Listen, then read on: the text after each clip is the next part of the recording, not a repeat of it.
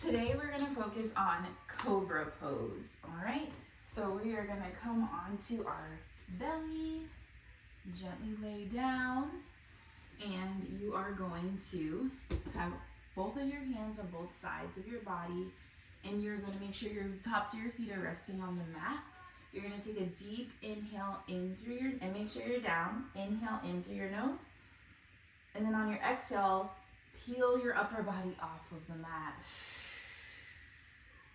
Pulling those elbows down. Come on down. We're going to do that again. Inhale.